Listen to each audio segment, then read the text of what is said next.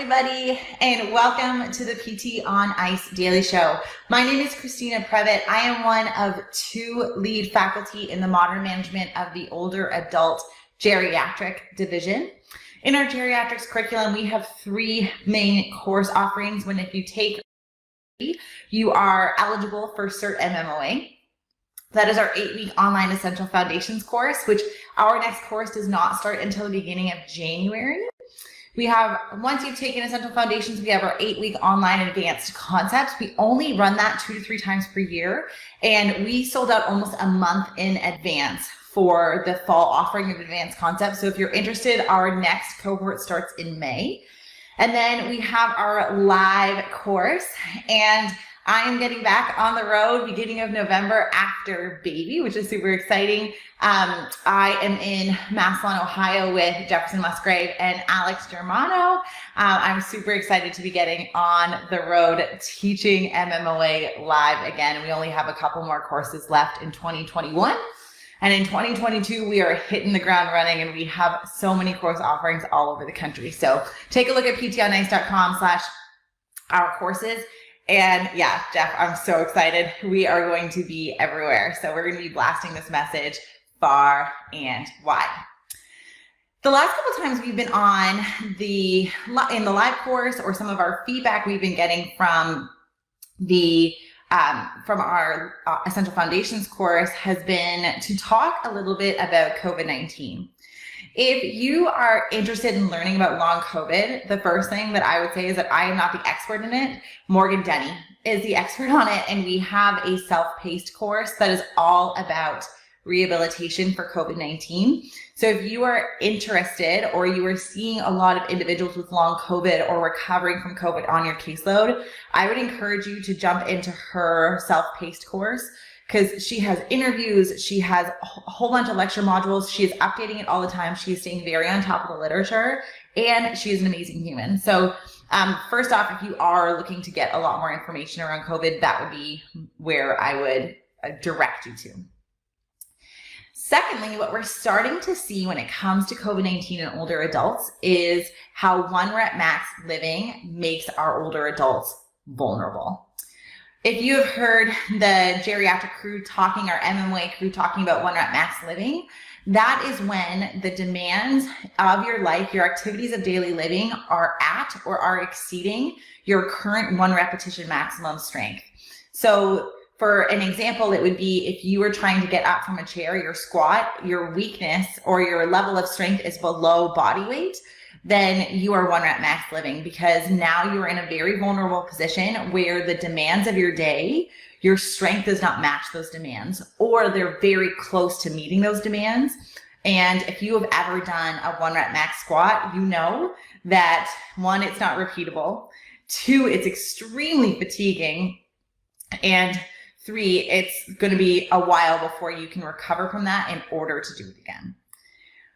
What we're seeing is that reserve, that functional reserve, is going to be very, very important for individuals who develop COVID-19. And this has shown up in a variety of different ways.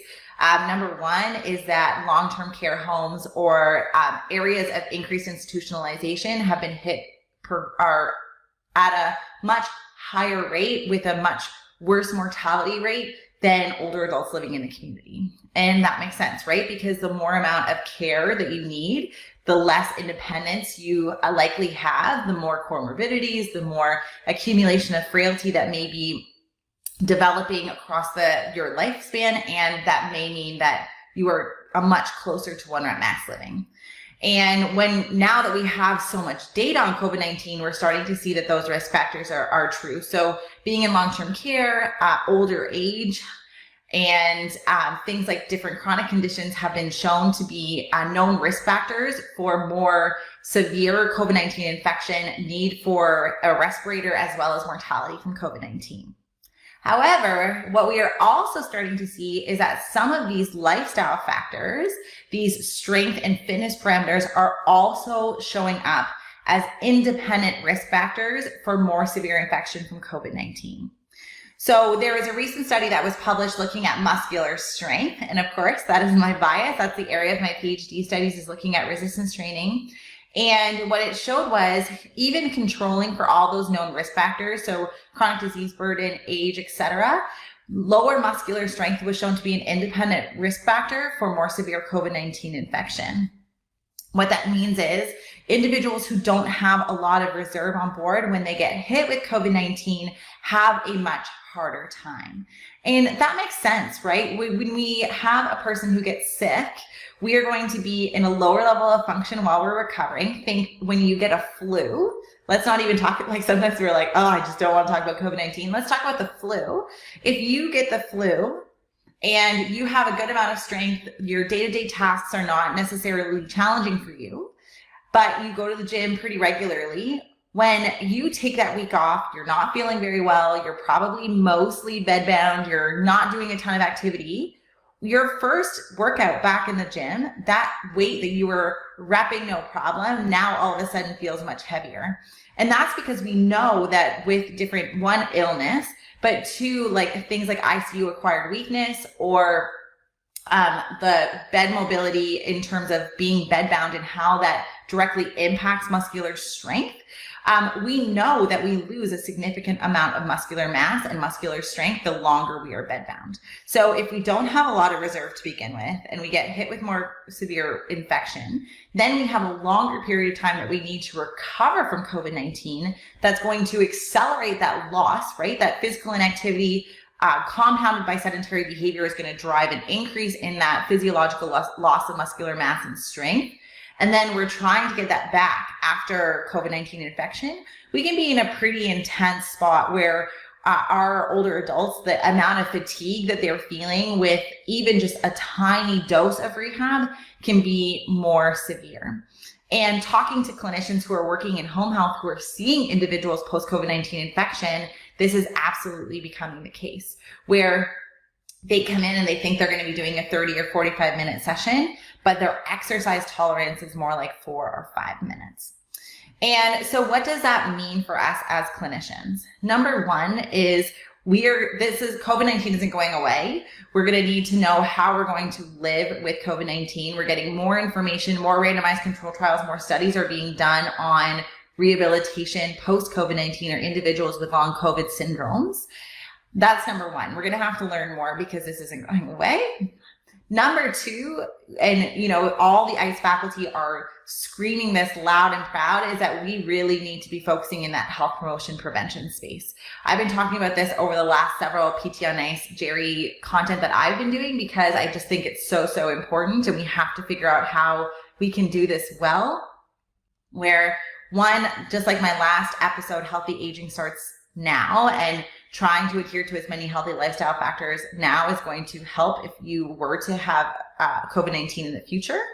Getting your older adult clients who are relatively healthy, community dwelling older adults. I know a lot of private practice physical therapists and rehab professionals are on this podcast, trying to put that drop in the bucket around adhering to healthy lifestyle factors, drinking more water, managing stress, getting sleep, getting outside, being physically active.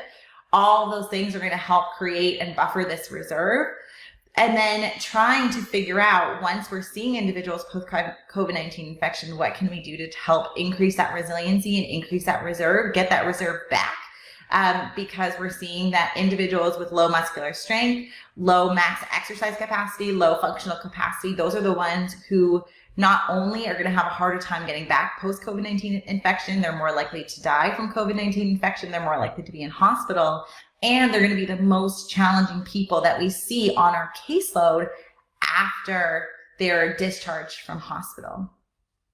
So what are we seeing? So on the other side of it, if we have an individual who is 1 rep max living, is now dealing with some of the persistent respiratory dysfunctions that are occurring in long COVID syndrome, what are some of the things that we can do? Well, one, we're going to have to meet their client where they're at, because we don't want so much rebound fatigue that we are making it so that it's almost impossible for our client after we leave them to do anything else throughout their day. So that's, of course, number one.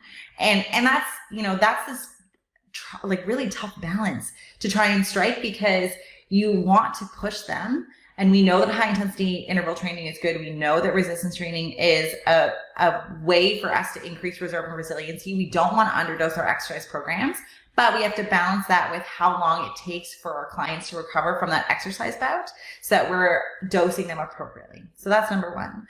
Number two is we're starting to see some different types of resistance training modalities that may be beneficial for individuals with very, very low exercise capacity.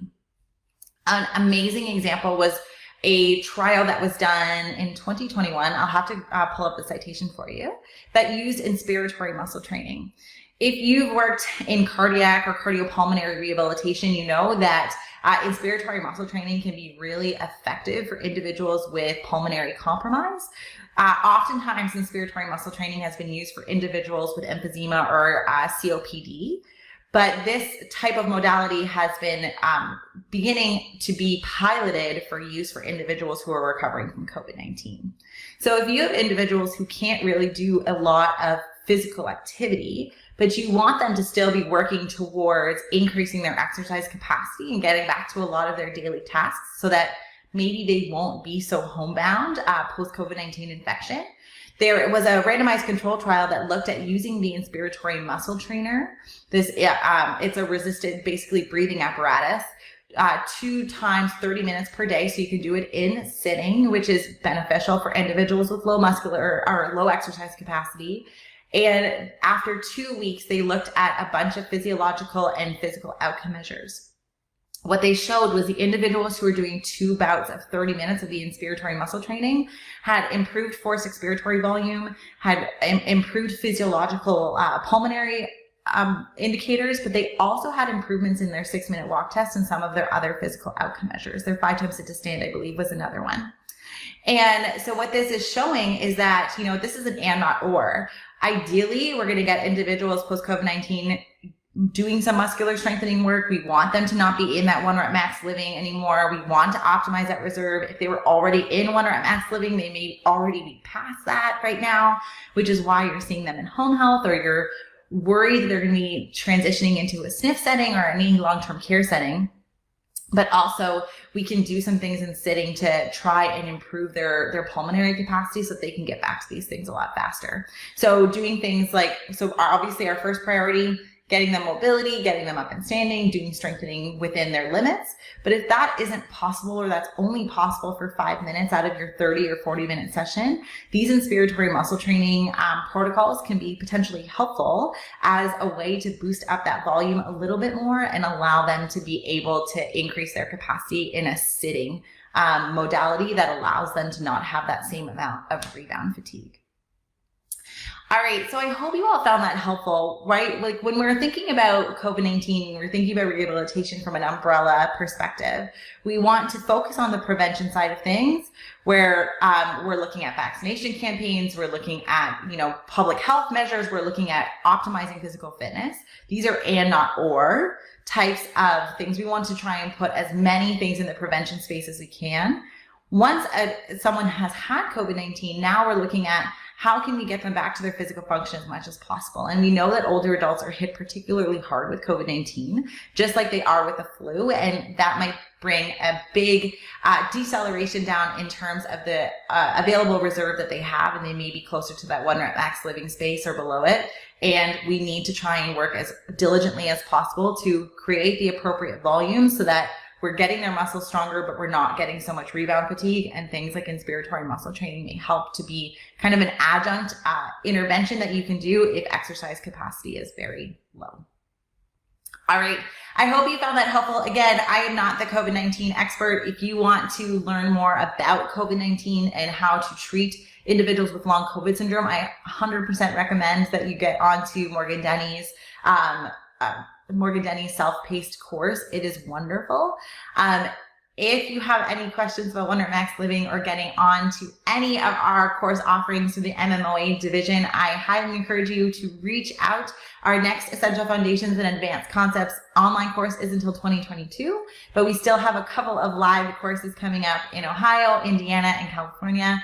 And if you're interested, shoot me a message. I'm not 100% sure which ones are contract and which ones are online. I should probably look at that before I get on here because Alan's going to say, Christina. But if you're interested, just let me know. I hope you all have a wonderful Wednesday, and we will talk soon. Bye, everyone.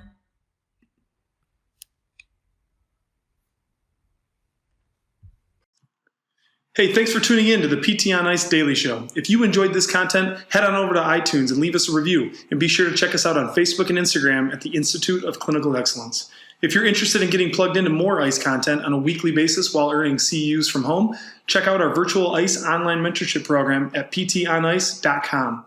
While you're there, sign up for our Hump Day Hustling newsletter for a free email every Wednesday morning with our top 5 research articles and social media posts that we think are worth reading. Head over to ptonice.com and scroll to the bottom of the page to sign up.